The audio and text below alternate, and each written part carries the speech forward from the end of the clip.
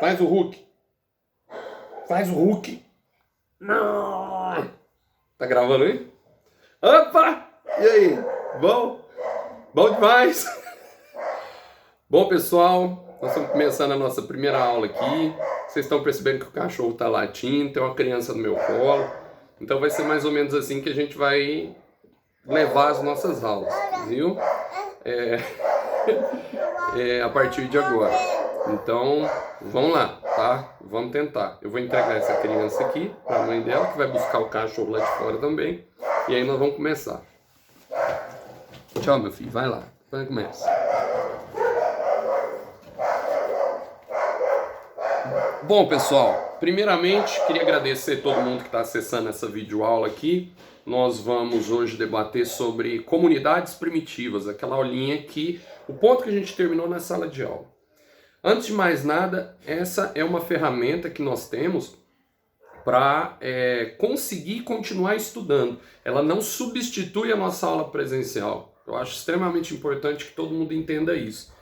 O que nós estamos fazendo aqui é uma forma de não atrasar tanto os estudos de vocês, mas logo logo a gente vai estar voltando para a nossa condição de normalidade se cada um fizer a sua parte. Beleza?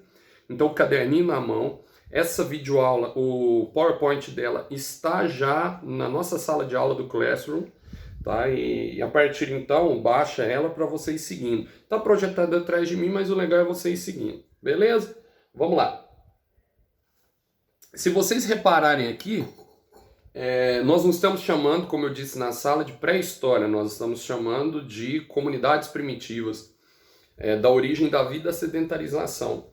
Por quê? Porque não é pré-história, como a gente já disse. Já existia vida complexa, comunicação, vida em sociedade, por aí vai.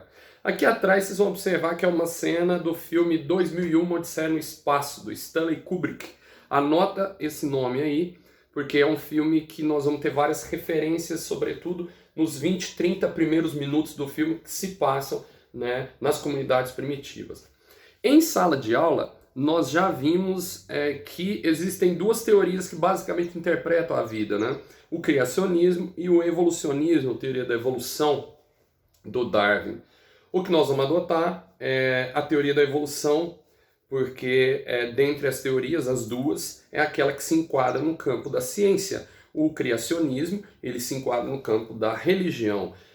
Nada que impeça as pessoas de terem a aceitação do criacionismo como a sua verdade, mas no campo da história, a teoria aceita é a teoria da evolução, que diz que nós, seres humanos, ou Homo sapiens sapiens, viemos de um processo contínuo de evolução, de adaptação, de complexidade. Lembra, a gente já falou isso em sala de aula.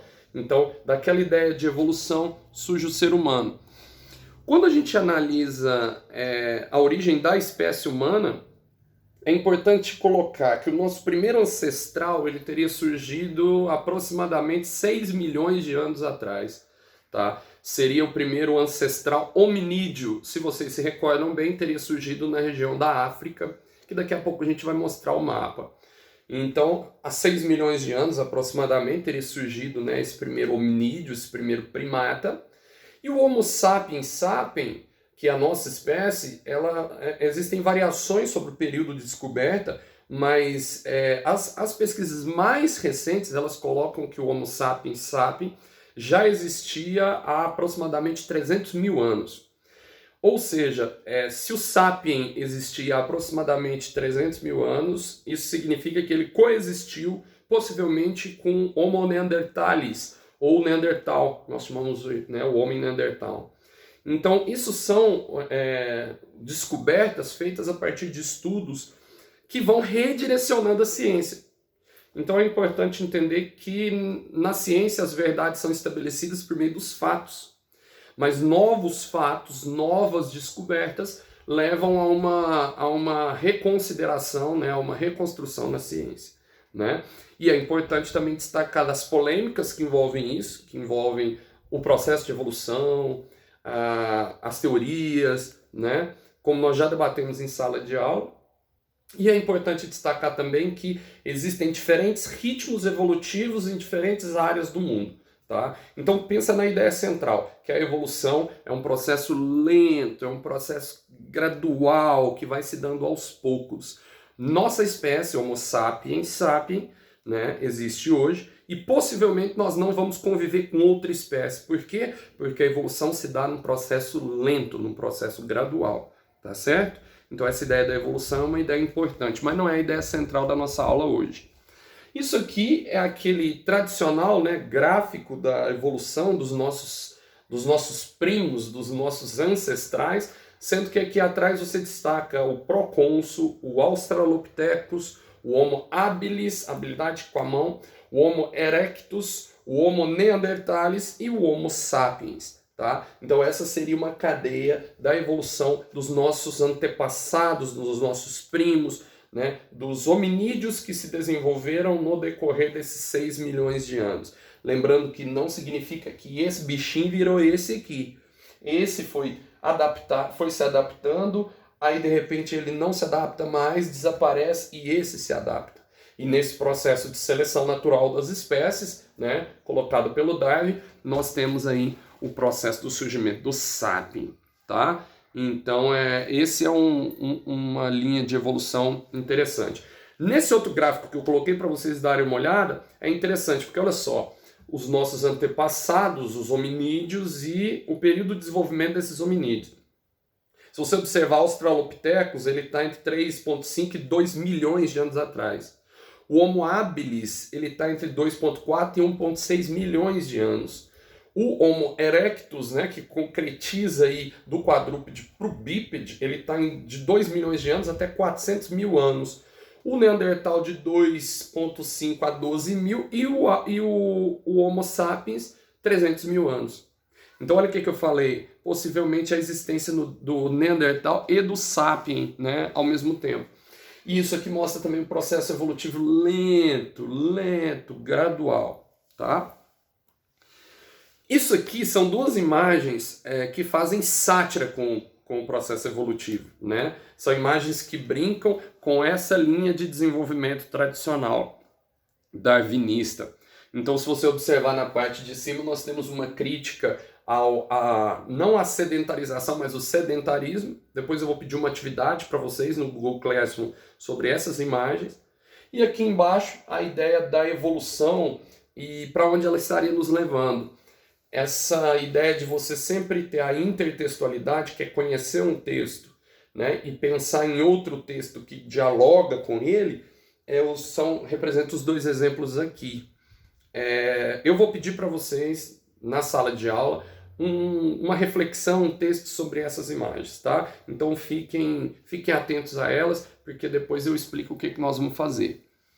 Aqui o mapa que mostra o processo de migração da vida humana, eu já cheguei a falar um pouco sobre isso na sala de aula também, a vida surgindo aqui na África e os processos de passagem. Lembra aqui, ó, que aqui é o Estreito de Bering, a Beríngia, entre a Ásia e a América. O homem teria passado nessa área de aproximadamente 80 quilômetros, que congelava e o pessoal passava por ali nos processos migratórios. Lembrando que passava porque a Terra repete comigo na sua casa, redonda. A Terra é redonda, né? Então por isso era possível passar da Ásia para a América. A gente vai falar um pouquinho mais disso mais para frente. E aqui eu vou pedir para você observar no seu material, porque dá para perceber pelas cores exatamente os momentos em que o homem esteve em cada região do mundo, ocupando cada região do mundo nesse processo das comunidades primitivas. Reparando que a seta parte aqui, ó, tá, da África. E quando que o homem vai se desenvolvendo? Sobretudo a ideia da rota de expansão do Sapien. Tá? Como que o Sapien, a nossa espécie, ele se organizou no planeta. Não do início do processo evolutivo, mas da dispersão do próprio Sapien, da nossa espécie. Ok? Dá uma olhada depois. Se você observar, nós temos dois menininhos, duas criancinhas aqui, uma da Ásia e uma da América. Nota a semelhança? Então, é exatamente isso aqui que nos prova, nos demonstra que nós temos ali uma associação clara entre o semblante asiático e o semblante americano. E comprovaria a teoria da Beríngia, tá? Tá tranquilo, pessoal? Tá tranquilo aí? Tá tomando uma aguinha? Toma uma aguinha. Como é que tá a quarentena aí? Tá vendo muita série? Tá vendo muita série? Não, então tá bom. Então toma uma aguinha, continua, vai anotando, pausa quando você não entender, volta o vídeo, essa é a vantagem do vídeo. E aqui a gente chega no principal da aula de hoje, do centro da nossa aula de hoje, tá? Porque quando a gente fala sobre comunidades primitivas, quando a gente analisa todo esse processo de desenvolvimento, onde que o homem foi, como ele se moveu, nós chegamos às fases desse desenvolvimento, aos períodos desse desenvolvimento, que é o que comumente os livros de história chamam de pré-história, que nós analisamos aqui da passagem do nomadismo para a sedentarização.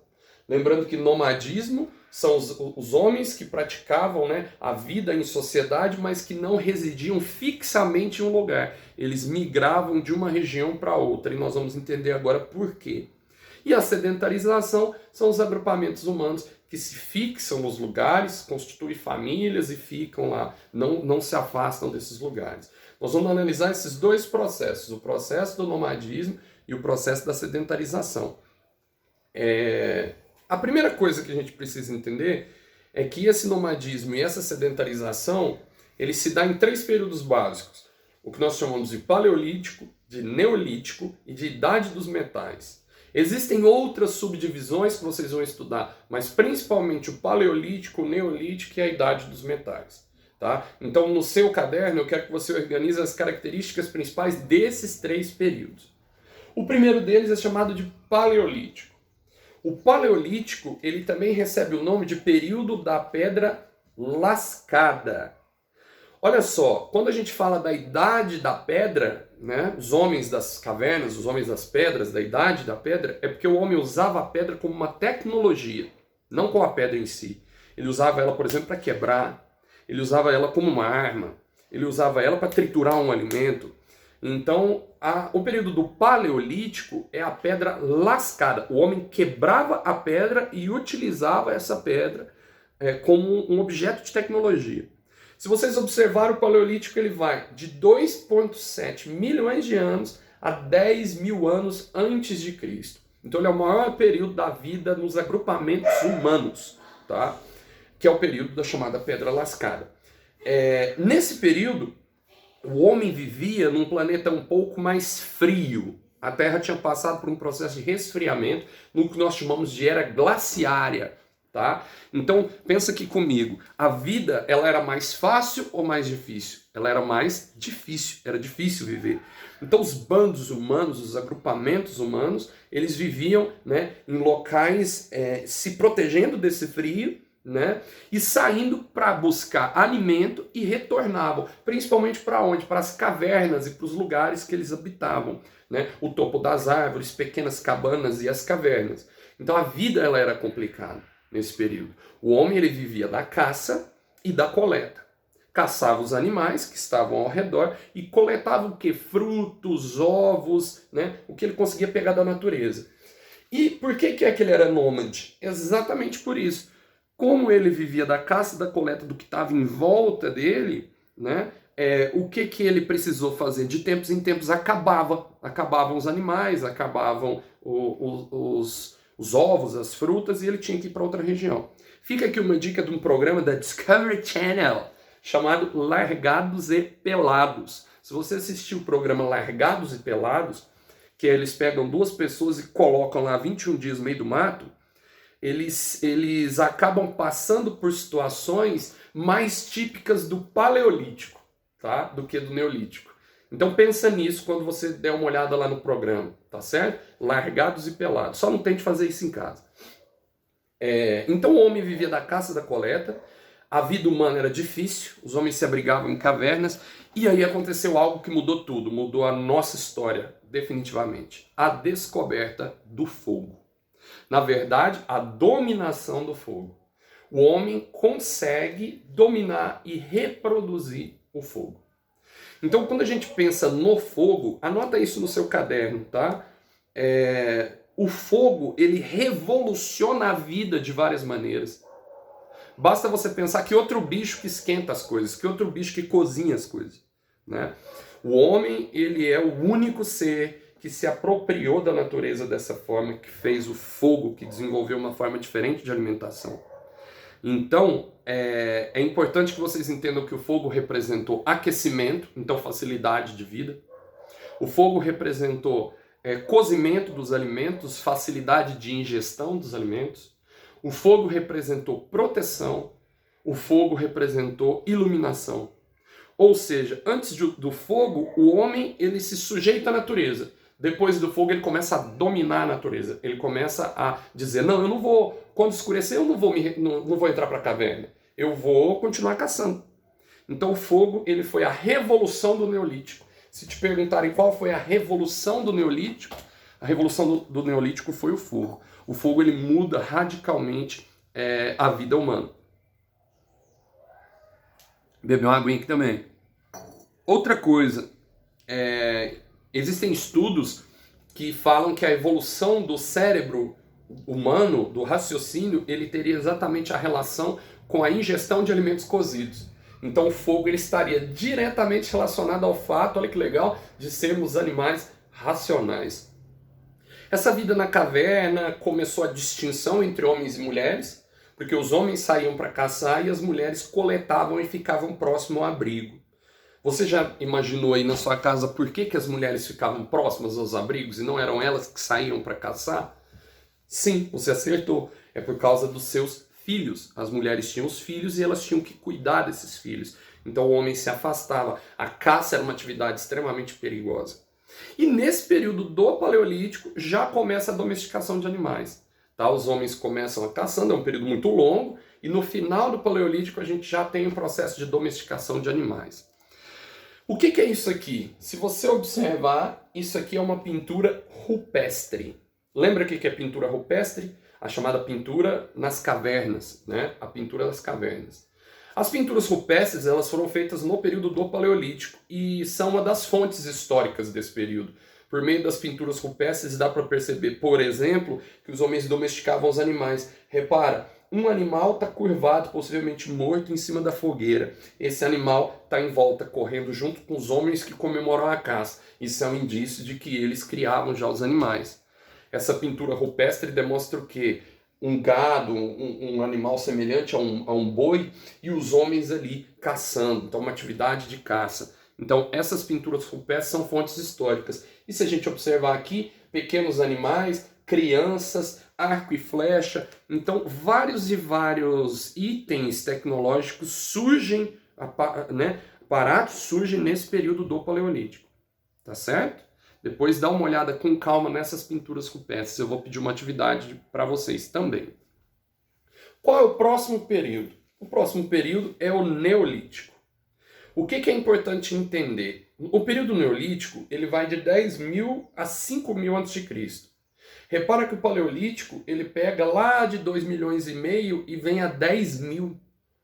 E o Neolítico ele pega de 10.000 a 5.000. Então, olha que interessante, é um período muito menor do que o Paleolítico, mas a revolução que ocorre no Neolítico, ela é essencial para compreender o desenvolvimento da vida humana.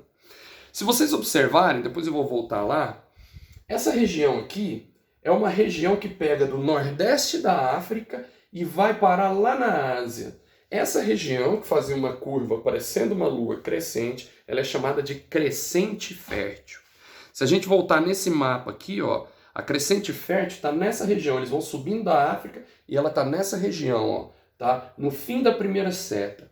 Nessa região da crescente fértil, o que o homem encontra lá? 3 rios, ou seja, uma região com muitas águas.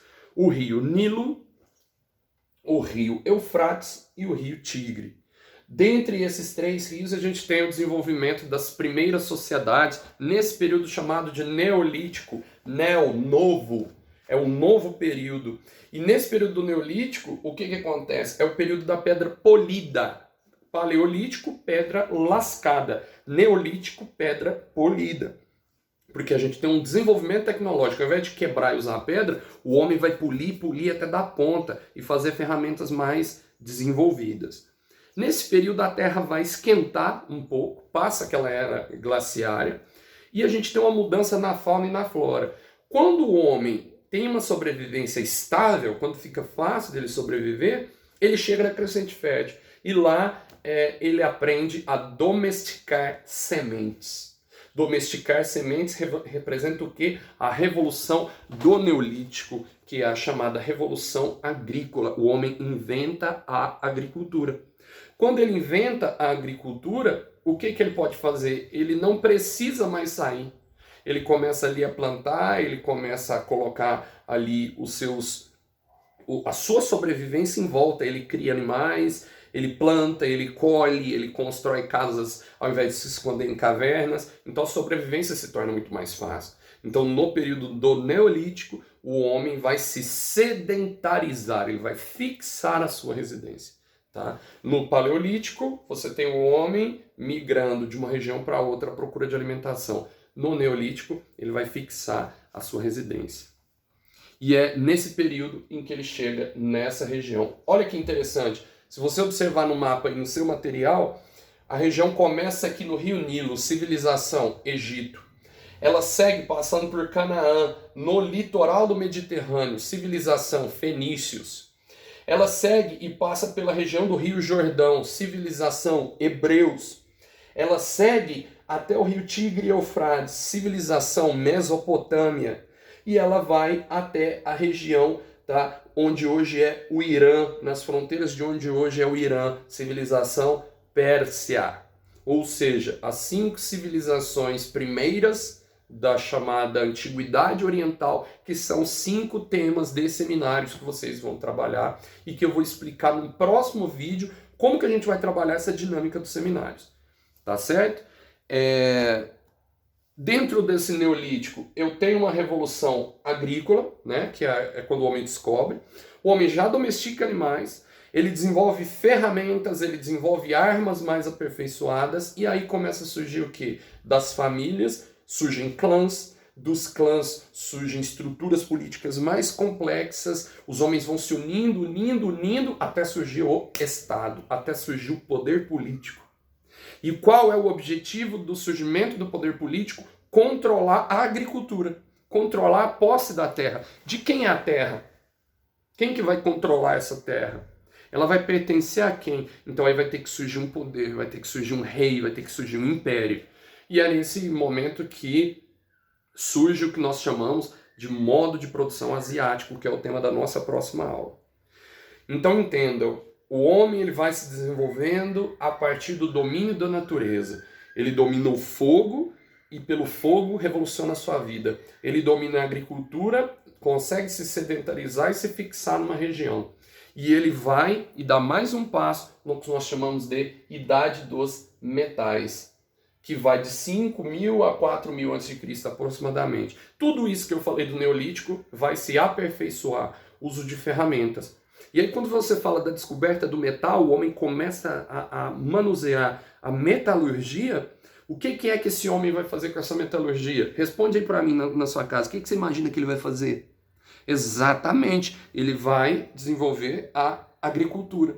Só que lembra, a agricultura ele desenvolve no solo dele, a plantação dele. Ele vai se sedentarizar e construir a casa dele. Se alguém tentar tomar essa casa desse cara, o que é necessário? É necessário uma proteção para ela. Então, além de ferramentas agrícolas, o que o homem vai desenvolver? O homem vai desenvolver armas. E aí vai surgir os primeiros exércitos e a primeira organização política utilizando essas armas para controlar essas propriedades. Sobre propriedade, poder político, primeiros impérios, primeiros estados, relaxa. Nós vamos fazer isso na nossa próxima aula.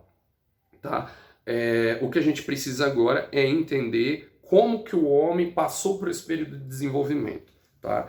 E de que maneira, né, ele vai se adaptando e superando os desafios que a natureza impõe para ele, que eu acho que é o grande tema dessa aula de comunidades primitivas. Aí uma fotinha das armas aqui, ó, se eu voltar um pouquinho, né, olha no seu material depois, e o que eu falei, organizam tribos, tem uma revolução urbana, roda, barco, arado, desenvolvimento militar, tudo isso vai fazer surgir os primeiros impérios no Egito, na Mesopotâmia. depois os fenícios, os persas e os hebreus. Ou seja, as 5 civilizações que vocês vão trabalhar nos seminários, tá certo? Aqui estão as referências, algumas das referências das nossas aulas, e eu vou gravar uma outra videoaula para falar um pouquinho sobre os seminários, tá? De como que os seminários vão se desenvolver, principalmente nesse período de afastamento, nesse momento de pandemia, tá certo? Vamos passo a passo, coloquem as suas dúvidas. Toda aula, toda videoaula, vocês têm que entrar na nossa sala de aula virtual e comentar. Colocar ou uma pergunta ou um comentário. É por meio dessa pergunta e desse comentário que você vai levar a presença nessa aula e eu vou lançar lá no virtual. Tá certo? Então toda videoaula ela precisa de um comentário. Todas as vezes que eu postar. Beleza? Tranquilo? Não desiste. Logo, logo a gente tá junto lá na sala de aula. Essa é uma ferramenta a mais para que a gente possa continuar estudando, tá? Tenha disciplina, organiza seus estudos, não fica de pijama o dia inteiro, tá? Porque senão seu corpo vai achar que você está dormindo o dia inteiro, que você está de férias. Você não está de férias, viu? Beleza? Tranquilo? Um abraço para vocês. Teazada 22, né? TA 22, não é isso? Então, beijinho para vocês, tudo de bom, tá? Até a nossa próxima aula.